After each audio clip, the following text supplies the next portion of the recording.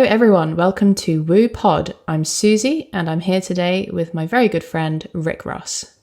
And today we're going to be talking about loads of fascinating topics for you to practice your listening and hopefully learn something about either us or the UK or both. That's the plan, yep. So who is Rick? Would you like to introduce yourself?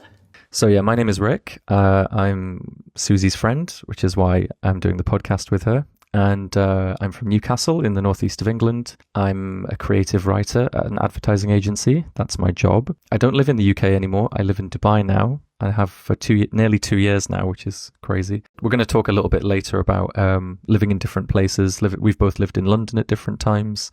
You now live back in Brighton. You lived abroad for ages. So we're going to talk about living in different places and what we've learned about sort of British culture and living elsewhere. So the way we're structuring it is that first of all, we'll just chat a bit about ourselves and how we know each other. Yeah. How long have we known each other now? Like 15 years or something? Is it 15? No. It's nearly 15 years. I think next year it'll be 15 years. Because I guess we were 17 when we went to uni, right? We were 18 and we met in 2011. So next year, 2026, we'll have known each other 15 years, which is quite scary. That is a long time. But yeah, we're going to get into uni today and how we met and some fun stories. We're going to talk about why we're doing this podcast and we're going to be answering some listener questions. So stay tuned for that. I run the Susie Woo Language School. That is my job. And I live in Brighton in the south of the UK.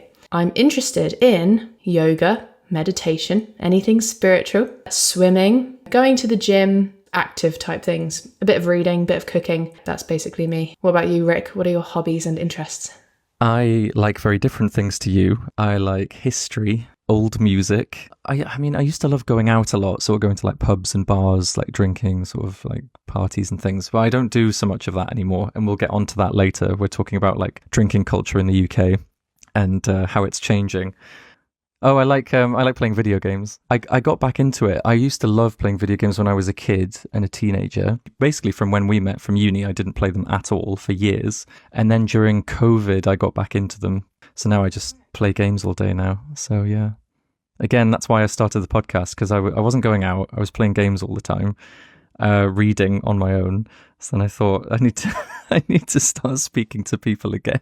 So that's why I thought we should do the podcast, because I wasn't socializing enough anymore. No, I really like being active. I do lots of exercise now. I love going on walks, love nature. Oh, like film and TV and stuff like that. I still love like TV shows, comedies especially. I love doing watching comedy. Yeah. You like writing comedy and like radio shows and things like that. Yes, exactly. I love all that stuff. So very creative. Rick is a creative. I'm very creative, yes. Yeah, so that is probably the main reason we're doing this podcast, is because Rick needs to do something with his life. But I just thought it'd be fun to like have another creative project that we could do. Yeah, I do like a good podcast. I feel like you tend to feel a bit closer to someone when it's in podcast format. You feel like you're in the room with them. It's a very intimate vibe. Yeah, why? But you have another special reason for doing the podcasts. Yeah, so the reason for me to do the podcast, well, for a bit of fun. And also I was thinking it would actually be a really good opportunity to like open my throat chakra, which is, if you don't know, you've got the different energy centers in your body. The throat is obviously in the throat area. And if you have a block there or some fear, then you're not comfortable expressing your truth, talking freely and being creative. And I do feel like I often worry about how people perceiving this, like, is this going to be received badly or am I accidentally offending someone or something? So it'd be nice to just have more confidence in talking. Mm-hmm. And the podcast is going to open the throat chakra. Yeah, well, it's practice, isn't it? Okay. Yeah, I think one thing that will become clear as we do the podcast is that we have very, very different interests. So Susie is a very spiritual person. I'm probably the least spiritual person that I know. Really? I think so. Maybe my But you're dad, not closed-minded. I think if you were like closed-minded, that would be the opposite of spiritual. No, I wouldn't say I was closed-minded. I'm just not very spiritual. Yeah, fair enough. I have no spirit. Yeah, so hopefully whether you're into history or you're into a bit of random stuff, you're going to find something interesting in this podcast.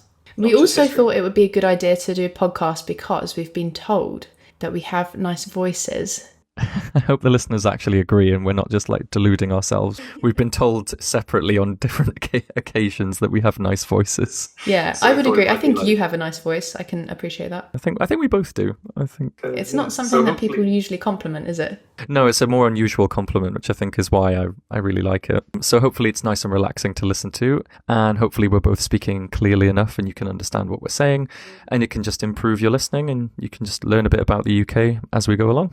Yeah, and please give us feedback if we're talking too quickly and you don't know what we're saying, because we do want people to understand. We're not just here Yes. for our own enjoyment. Yeah, otherwise it's just us talking and we can do that in real life anyway. We don't need to record it. Yeah, exactly. Yeah, so what we plan to do in this podcast is to talk about all sorts of different things related to culture, a lot to do with the UK because we're from there, and we'll be covering questions from you guys, so make sure that you send those in. We are both British, we both grew up here. Well, I grew up in Brighton, Rick grew up in Newcastle. Yeah, so he's a Geordie, which means someone who's from Newcastle, but you don't really have a Geordie accent. Yeah, that's true. It's a very particular kind of accent that is sometimes quite hard to understand. And I think maybe another time we can play some samples of different accents in the UK and I can show you all what a Geordie accent really sounds like. It can be quite tricky to understand. It's a little bit sad not to have the accent of where I'm from, but then it'll probably mean that you guys can understand what I'm saying a bit better. So maybe on balance, it's a good thing. Who knows? So what is the reason that you don't have the accent? Yeah, I don't know why, but my family never really had very strong accents because we're not actually from the city of Newcastle. We're from a town that's near Newcastle. Yeah, we just never really, like, no one in the family had like a really, really strong accent. I guess in my town as well, there's a mix of people from different places too. So it's not just, you're not just hearing the accent all the time. Whereas if you're in Newcastle, you're hearing it pretty much all the time. But you don't really have any kind of accent. Your accent is very, very neutral. Because there is a Brighton accent, but you don't have it. There is some, when I meet someone from Brighton in a different place, there is a sort of affinity, but it's hard to pinpoint what is the specific Brighton accent. I think it's just like a bit of a twang or like something about the pacing. There's a little something in there. But I know like some people might say that I sound posh, but other Yeah, people I who think are a lot of actually people would posh say would that. think I'm not posh at all. So Yeah, I used to get told that if I was talking to someone else from Newcastle, they would say I sound really posh. We'll explain what kind of posh is because it's quite a complicated topic. But in another episode, we'll maybe talk about poshness. They would always say I sound posh. Then if I met a really posh person, they would say, no, you don't sound posh at all. But there is a difference between our accents because people could tell that I'm at least from the north of England with the way that I speak. yeah, sometimes slightly. It's when you say certain words, like don't you say bath, Bath, grass, laugh. That's how you tell. But whereas you would say bath, grass, laugh. class. So yeah. Okay, so moving on to listener questions. Question number 1. What's it like living in London? Would you recommend it? No, I wouldn't recommend it. So you lived in London for 7 years, right, Rick? I lived in London for 7 years, yes. And at the start of my time there, maybe like the first 3 or 4 years, I really, really loved it. It was amazing. And then as time went on, I began to change my mind. And now I don't think I'd recommend living in London to almost anybody. Really? It changed that much? Yeah, I think it's the problem is with London, it's a very interesting and like exciting place, but now it's just so expensive that I think it's just very difficult to like live a normal life there. It's like just renting is really expensive. Doing some transport can be really expensive. It's quite difficult. And also it's not like you'd think when you move to a big city you might earn lots of money to balance out the expense, but London doesn't really work like that. I think wages are generally quite low, but expenses are quite high. It's quite tricky. Also, it's very crowded. It's a very old city, so there's lots of small streets and roads. There's like 8 million people who live in London, and they're all cramped into a very small space. So you're constantly like ducking. I mean, we've walked through like the centre of London loads of times. There's just so many people everywhere, and I think that really eventually that just starts to like stress you out. Yeah, I think that's definitely my experience, but I would experience the drain within a week. It's too I much. get that it's fun and there's loads to do. You're never going to be bored. Yeah. But I just can't deal with all the people, the traffic, the feeling of not enough space. Although there are quite good green spaces in London. Like the parks are pretty good. That's one of London's better features. The parks are really, really good compared to even a lot of European cities. They're amazing. But yeah, I just don't think parks balance out the downsides, which is like some of the places you end up living, especially if you can't afford too much rent, are not very nice places. Like where you lived in a place called Limehouse in East London, your flat was horrible. Sure, I should talk about that. So I lived in London for a total of something like 4 or 5 months. And it was because I got a job there. I think it was in King's Cross. I just had to quickly find a flat so that I could quickly start this job because they wanted me to start next week or something. So I went to Tower Bridge, which I think is famously not as nice of an area as some other parts. So it's sort of east, although they are developing it now, I think. So there's some nicer parts of it. But I was in, it sort of felt like, I guess, like a council estate, which a council estate is when the government, it's sort of free housing for people who don't work. So it had that sort of feel to it, but it wasn't council housing. And it was just a shared sort of house, and I had a small room in there. And on the first day when I arrived, so what appealed to me about it was it was supposed to be like under 30s living there. So I was like, I'm going to make friends. It's going to be like uni. It's going to be great. So I move in on the first day and walk into the kitchen, and there's a guy in there who looks about 45, and he's looking in the fridge. And I'm like, oh, hi, I've just moved in. And he just looked at me and then looked back to the fridge, and he didn't even say anything. I was like, that's the most unfriendly person I've ever met. Yeah, and that's the thing is that's a very like typical London story. Really? Yeah, that sort of I've heard like a million stories about like weird housemates and like living with different people who don't get on and stuff like that. I've heard stuff like that like a million times, but only in London for some reason. Really? That's such a shame. Yeah, so I always think like London can be great if you're living with people that you know, and you need to think about sorting that out. You had another weird housemate. Yeah. So the next day after I'd moved in, a guy came in and he looked about 60, very small guy, no teeth. And he was sort of looking in a cupboard just outside my room. He was like, "Oh, you're right, I'm Cliff." And I was like, "Hi, are you just sorting out the boiler or something?" He was looking at the boiler.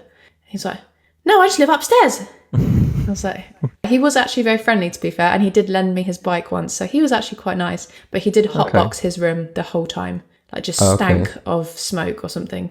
Wow. Yeah, so I was like, not quite the under 30s vibe I was going for, but yeah, I think that's like a big problem. Renting in London, because you just end up with like the most random people. Because it's all you can afford, right? You can't afford to live right in the middle of London. Almost nobody can. So you just have to take what you can get, and you end up living in these like random places. And I remember seeing your place where you were living in Limehouse, and it was just, I mean, even compared to where I was living, it wasn't particularly nice, and not in a bit of a sketchy area as well. I mean, the selling point for me was that it was only something like a 20-minute bike ride to the office. But it was actually, I found cycling really draining in London because you're constantly having to watch out for obstacles, and you've got to be switched on the whole time. So it wasn't like a leisurely bike ride. I felt like my nervous system was shattered by the end of the day. But I'm quite a sensitive person, so... Yeah, I think London really wasn't for you in the end, but I think I took to it a little bit more than you did. But yeah. So how it ended was it was actually lockdown, and I remember being in an Asda, and everyone started sort of hoarding all the bread and all the rice and pasta. You know, the toilet paper was gone, and I was like, "Oh, this feels a bit weird. It's a bit scary." In our office, they kept saying, "No, working as usual. Nothing's changed. Don't worry, we'll be in the office tomorrow." And then the next day, 9 a.m. they're like, "Right, everyone take your stuff, go home. It's lockdown." And I was like, yes. So I moved straight back home with my parents in Brighton. Yes. And I was like, I am staying here for the foreseeable future. And you were there for 5 years, I think, with your parents in the end. No, it wasn't that long. It was quite a long time. Was it not? It was quite something like 2-3 years, yeah. I was honestly so happy because I think it gave me that perspective of like, I'm here with my parents, but I actually get on with my parents.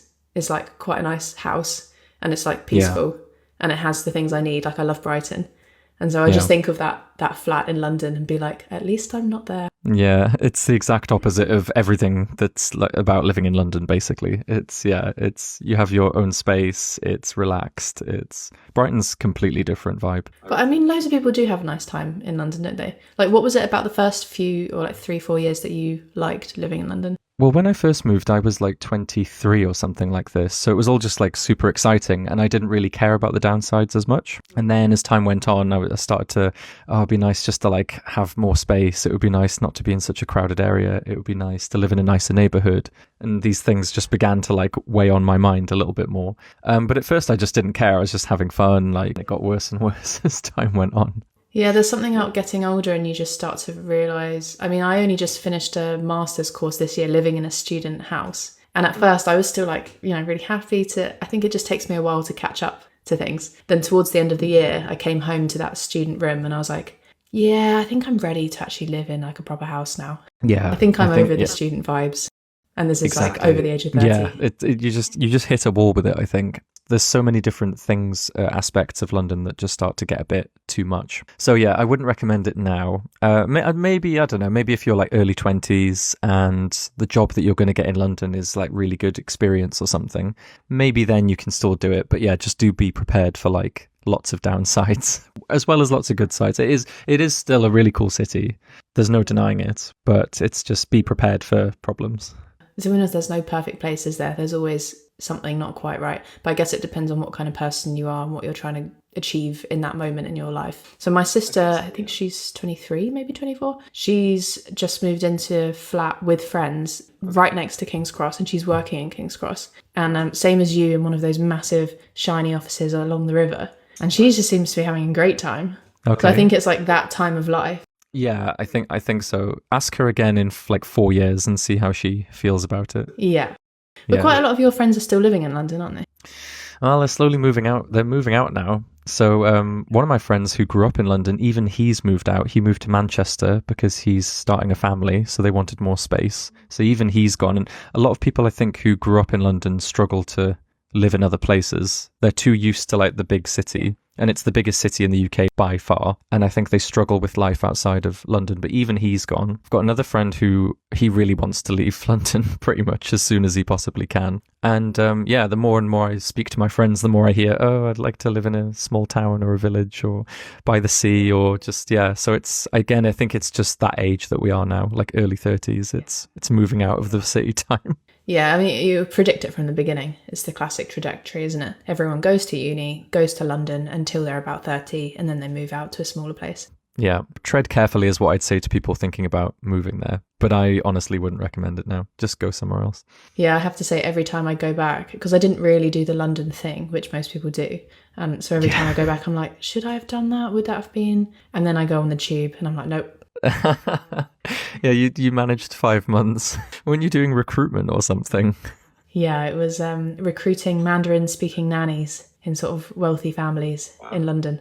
It's quite niche, but yeah, I just can't. Yeah, I think it was the job didn't suit you, London didn't suit you, and then you ran away when you got the first opportunity to leave. Oh, it was perfect. Yeah, lockdown. What better reason to leave than that? So in the UK, for those of you who weren't around in the UK at the time, the first lockdown for some people was actually like, well, I thought it was quite nice, actually. I had lived in a different part of London at that time, and there was just enough space in the building where you could sort of walk around and stuff. It was quite nice. So I did actually quite like the fact that we didn't have to go into the centre of London anymore. I thought it was quite telling that I was really, really enjoying just basically not being in London because I was stuck at home. It's probably time to think about leaving now. If this is the best part of my time in London, is not going to London all the time. I think since then there's been a massive shift, hasn't there? Like there's so many people in Brighton who have moved down from London. It was a combination of lockdown making you realise that actually, like you say, maybe London's not for me anymore. And then also people working more remotely. So even if they have a job in London, they can live outside of London. Outside and come in sometimes. That's the dream.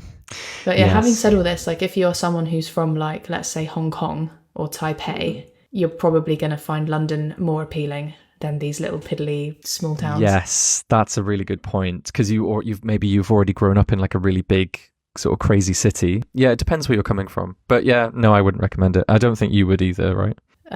What, recommend London? Yeah, just in general. No.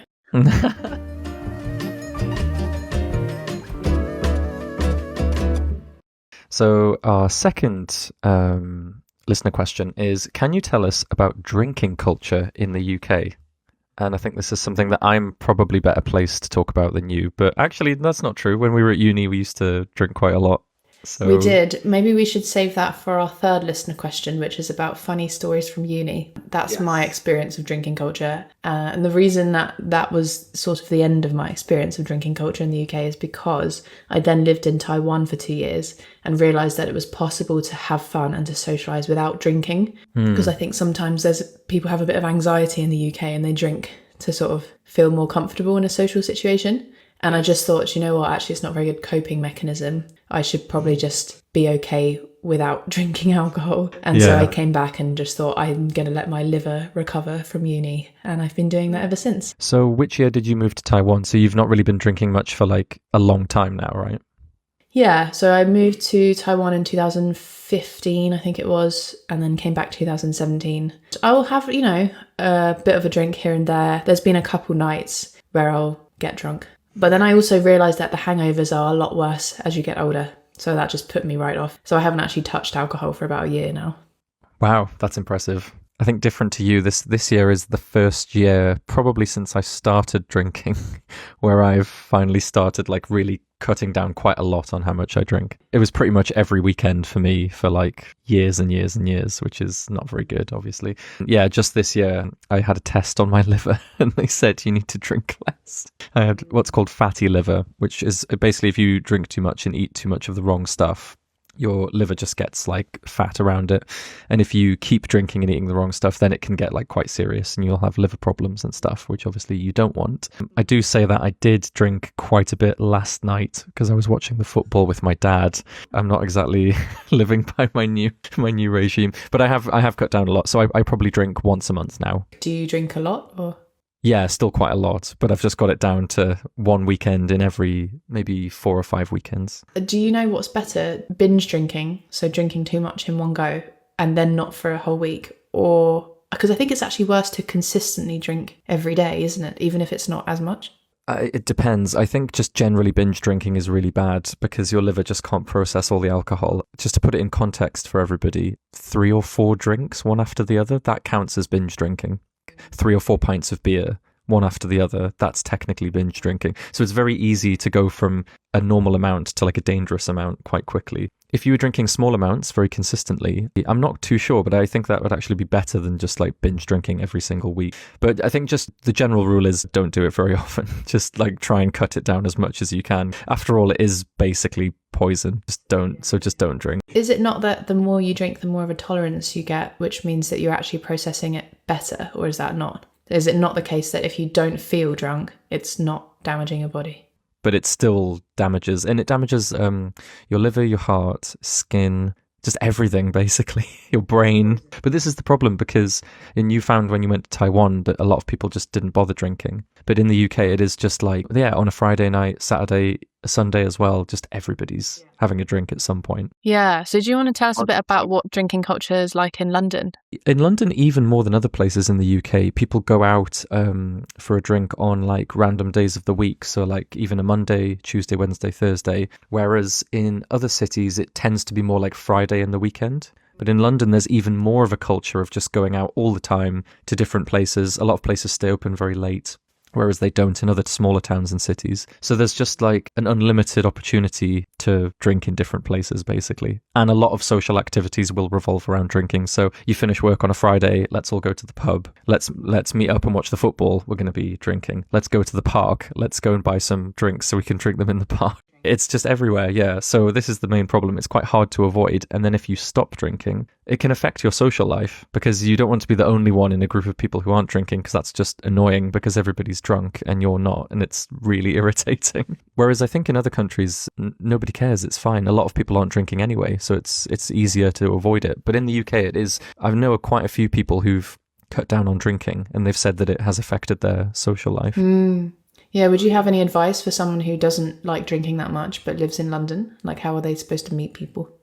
What they need to do is, find activities that don't involve drinking. Rock climbing is a good one, like running clubs, generally like active stuff if it's to do with sport. There may be times when people want to go to the pub after the sport is finished, but maybe you can just like go home or something. Maybe something to do with art. Like there's different clubs and memberships you can join where it's not all about drinking. But to be honest, I Yeah. think even like if the people go to the pub after the sport, like I always just get an orange juice. Sometimes I even ask for tea in the pub, which I think people find strange. You can get non-alcoholic beer or cider or whatever. Like, to be honest, if the people are judging you for not drinking alcohol, then maybe they're not the best people to be around anyway. Yeah, probably. I think if it's going to be such a point of division with the people you're hanging out with, then yeah, maybe find other friends. But even today, it is just a very, very big aspect of our social life. But it is changing. People are drinking less now. Younger than age, maybe 25, are drinking way less than we used to. Yes, definitely. And that's changed so much. Even again, like from when we were at uni, drinking was almost like a sport. You're literally like, how much can you drink before you throw up and stuff like that is like absolutely insane. I think that brings us on to our next question.